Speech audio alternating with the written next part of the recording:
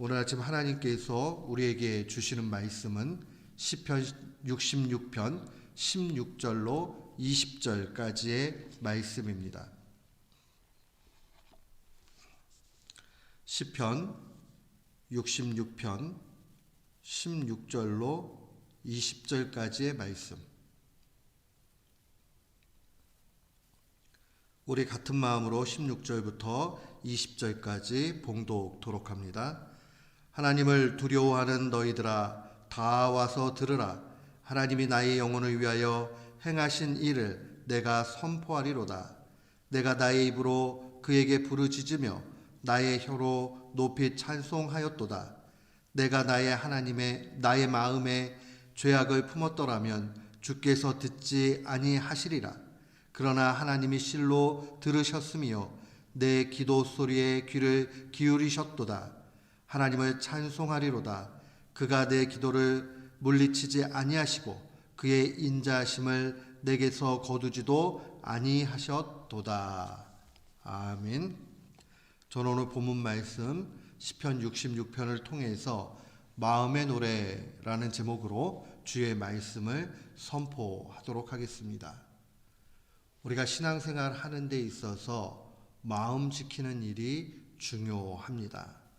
왜냐하면 이 마음에서 모든 행동이 나오고 우리의 신앙이 자리하는 곳이 곧 마음이기 때문입니다. 그래서 지혜자는 잠언 4장 23절에 증거합니다. 모든 지킬 만한 것 중에 더욱 내 마음을 지키라. 생명의 근원이 이에서 난다라고 증언합니다.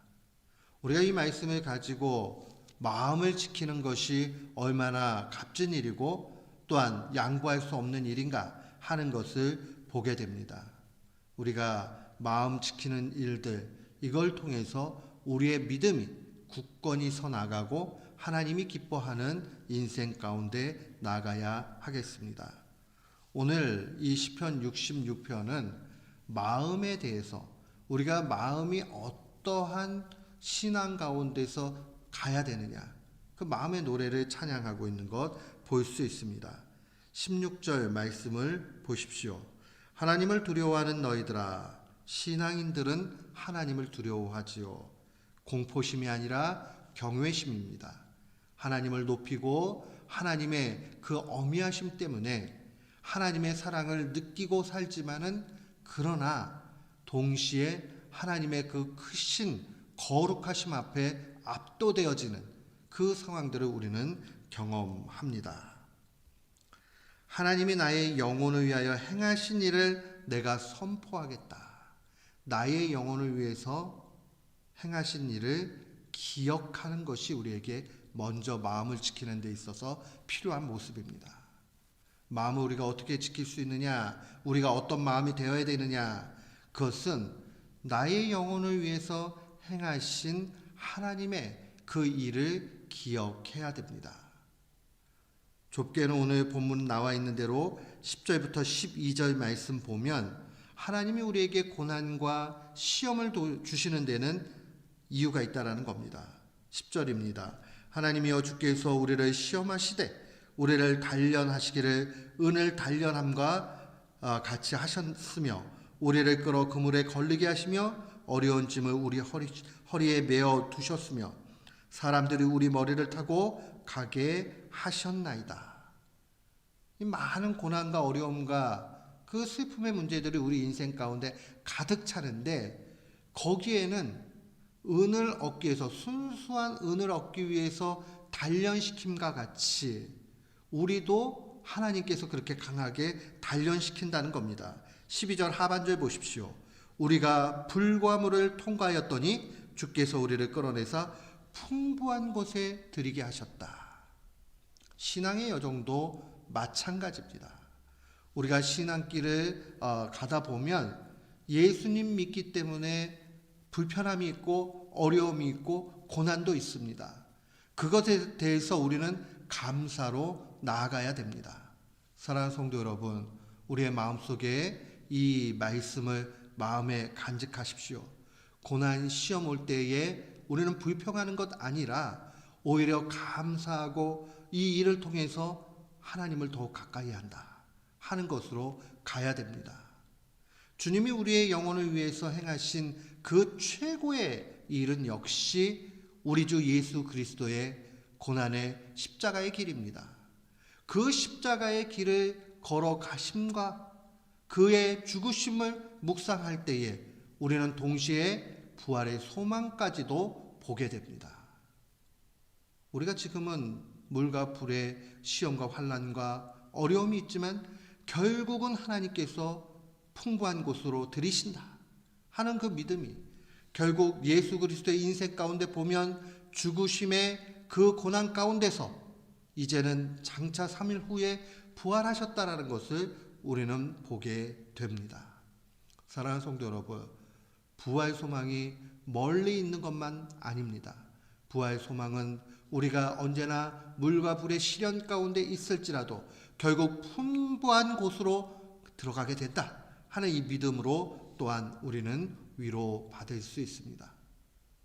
잠시 우리에게 고난이 오고 어려움이 오고 불편함이 올 때에 원망하지 맙시다. 원망보다 오히려 감사하고 풍부한 곳을 꿈꾸며 주님 앞에 나아가는 우리 모두가 되기를 주의 이름으로 축원합니다. 아멘. 두 번째로 우리가 기억해야 되는 것은 죄를 멀리하는 것이 필요합니다. 오늘 본문의 17절 말씀 보십시오. 내가 나의 마음의 죄악을 품었더라면 주께서 듣지 아니하시리라. 죄악을 품는 것, 그것은 하나님 앞에 바른 길이 되지 못합니다. 죄는 하나님과 우리 사이를 멀게 만들고 우리를 불행으로 이끌어 갑니다. 이 죄를 멀리하는 것에 대해서 앞선 13절과 14절은 예배와 연결해서 찬양하고 있습니다.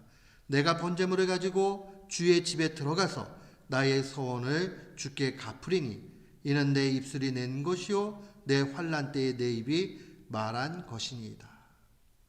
환난을 당하고 시험 당하지만 좌절하고 낙심하고 자리에 넘어져 있고 그런 것이 아니라 오히려 하나님 앞에 주의 전을 사모하며 가서 매달려 기도하는 입술, 찬양하는 입술, 마음을 지키는 그 모습 하나님께서 귀히 여기신다는 겁니다. 사랑하는 성도 여러분, 우리가 죄를 멀리하며 하나님 앞에 다시 나와 예배하는 것, 이것이 우리의 인생을 복되게 합니다. 그것이 우리의 마음을 지켜갑니다. 오늘 말씀 우리의 마음속에 깊이 간직해야 되겠습니다. 먼저는 우리를 위해서 행하신 그 예수 그리스도의 길을 바라보면서 부활 소망과 더불어서 내 삶 가운데 어려움 올 때에 결국 하나님이 해결해 주신다 하는 확신으로 가야 되겠습니다. 또한 두 번째로 죄를 멀리 해야 되겠습니다. 죄를 가까이 하면 결국 불행 길밖에는 남지 않습니다. 이 땅 가운데 어려움이 있지만은 예배에 목숨 걸어야 됩니다. 예배는 우리를 죄로부터 멀리하게 하고 하나님을 가까이 하도록 만듭니다. 이 예배는 하나님 앞에 공적으로 드리는 예배, 동시에 이 예배가 확장되어져서 우리의 삶 가운데 예배로 나타납니다. 삶의 예배는 하나님 앞에 받은 은혜 때문에 부단히 사랑에 힘쓰는 것입니다. 그래서 주님은 우리에게 언제나 사랑하라 명령하신 겁니다. 오늘 이 말씀을 간직하면서 오늘 하루도 또 일생을 승리의 가운데 살아가는 귀한 교우들 되시기를 주님의 이름으로 축원합니다. 아멘.